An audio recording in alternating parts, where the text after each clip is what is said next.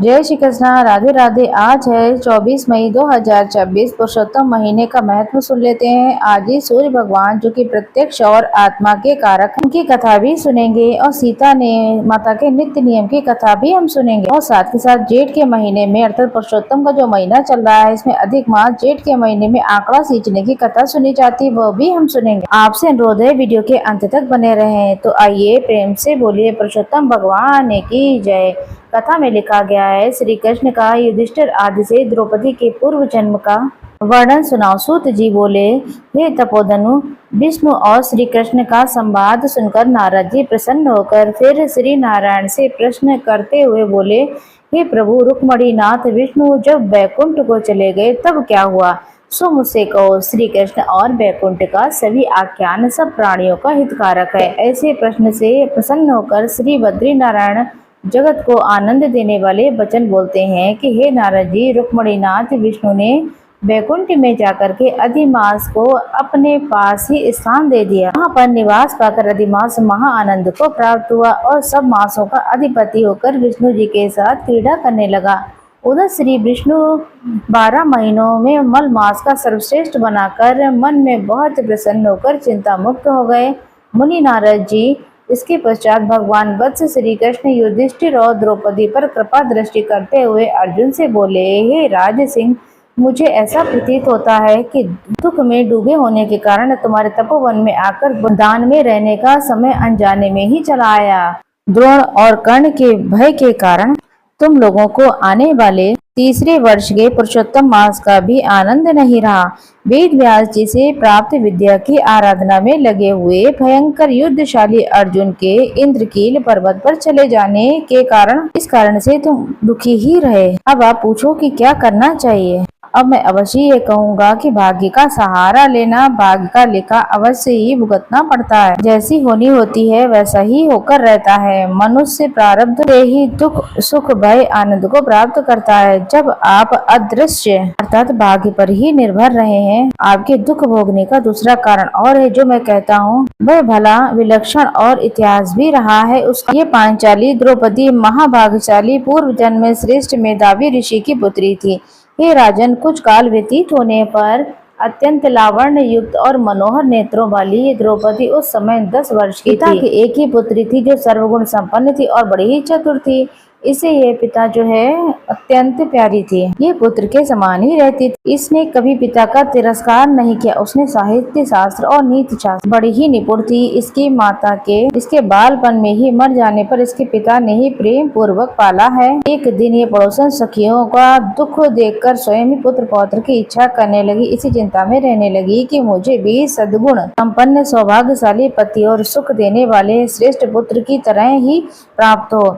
जब अब मैं कौन सा कार्य करूं जिससे मुझे ज्ञान हो और किसी देवता को पूछे और किस मुनि के पास जाऊं और किस तीर्थ में जाकर के मैं रहूं। उसकी ऐसी सोच में ही वो हमेशा डूबी रहती थी। मेरा भाग्य कैसा सो गया है, कोई भी पुरुष मुझे पत्नी रूप में स्वीकार ही नहीं कर रहा। मेरे पिता इतने योग्य पंडित हैं, लेकिन मेरे भाग्य से उनकी भी मति मारी गई है, क्योंकि विवाह की अवस्था होने पर भी उन्होंने किसी योग्य वर को नहीं ढूंढा है। मैं कुंवारी होने से पति सुख से वंचित हूँ। मेरी जैसी सारी सखियां पति का सुख भोग रही, वैसा मैं नहीं जानती। मेरी माता मुझे बचपन से ही छोड़कर स्वर्ग क्यों चली गई थी। इस तरीके से शोक और मोह की तरंगों से पीड़ित होकर वह थपेड़े खाते रही। उधर मेधावी ऋषिराज पृथ्वी पर कन्यादान के निमित्त योग्य वर ढूंढ रहे थे, पर वैसा योग्य वर न मिलने पर उनका मनोरथ हताश हो गया। दैव योग से उनका एक महा दारुण तीव्र एक बार ज्वर आया। तब ऋषिराज का शरीर ज्वर से दुख से तीव्र ज्वाला से बढ़ने लगा और जोर जोर सांस ले रहे थे, जैसे कि वो अब चेतन अवस्था में हो गए। जैसे कि कोई जैसे मदिरा पीकर लड़खड़ाते गिरता पड़ता होता है इंसान, उस प्रकार घर में आकर वह जमीन पर गिर पड़े और पुत्री का स्मरण किया। पुत्री भय से व्याकुल होकर जैसे ही पिता के पास गई तब वह मरण अवसन भी हो गए। दैव योग में एक एक करके वे सब कांपने लगे। कन्यादान से संबंध में जो विवाह महोत्सव की कल्पना की थी वह नष्ट हो गई थी और पहले के किए हुए गृहस्थ धर्म के परिश्रम के प्रभाव से सांसारिक वासनाओं को छोड़कर उसने भगवान में अपने मन को लगाया और मेधावी ऋषिराज श्री हरि विष्णु के भगवान के पुरुषोत्तम नील कमल के समान श्याम वर्ण वाले त्रिभंगी मनोहर आकृति वाले भगवान को स्मरण करने लगे।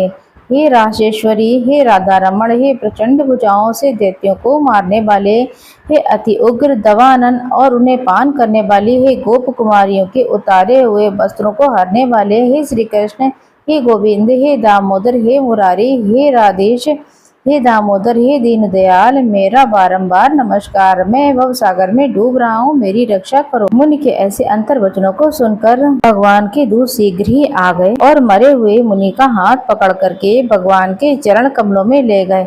इधर वह ऋषि पुत्री अपने पिता के प्राणों को निकलता हुआ देखकर हाय हाय करने लगी और तथा पिता की देह को गोदी में लेकर दुखित होकर खूब विलाप करने लगी। महादुखित होकर दारुण रुदन करने के बाद कुकरी पक्ष की भांति विलाप करने लगी। मैं अपने पिता से बोली, मानो वह जीवित हो।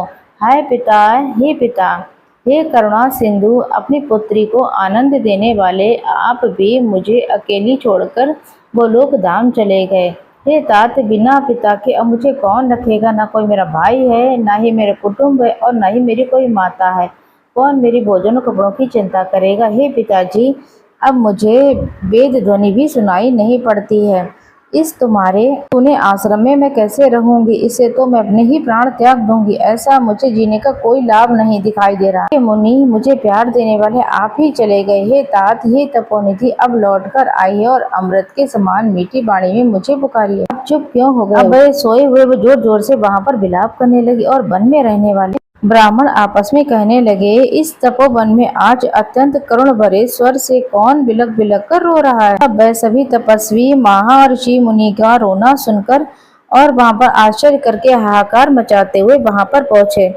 पुत्री की गोद में मरे हुए मुनि को देखकर वह मुनि को सारे मुनि भी रोने लगे। पुत्री की गोद में सबको उठाकर शमशान में शिवालय के निकट ले गए। चिता बनाकर अंत्येष्टि विधि से दाह किया। संपन्न दाह संस्कार हो जाने के पश्चात कन्या को अनेक प्रकार से समझाया। वे सब अपने अपने स्थानों को चले गए। कन्या ने धैर्य धारण किया और पिता की संपूर्ण क्रिया के लिए यथाशक्ति धन खर्च किया। वह श्राद्ध आदि क्रिया करके उसी तपोवन में रहने लगी। इस प्रकार बछड़े के मर जाने पर गाय आंसू बहाते हुए खाना पीना छोड़कर बिलखती रहती है, इसी प्रकार वह पुत्री भी पिता के मरने के बाद भी बिलखती हुई दिखाई दी। आंसू बहाती हुई खाना पीना छोड़कर अत्यंत कष्ट में हो रही थी। तो प्रिय श्रोताजनों, ये 8वां अध्याय हमने यहाँ पर पूर्ण किया। कल हम 9वें दिन हम 9वां अध्याय सुनेंगे। जैसे कि हम 9वें अध्याय में श्री कृष्ण का क्रोधी मुनि दुर्वासा वह ऋषि कन्या की कथा को कहना या वर्णन मिलेगा। तो इसी समय पर यह कथा हम आपको सुनाएंगे।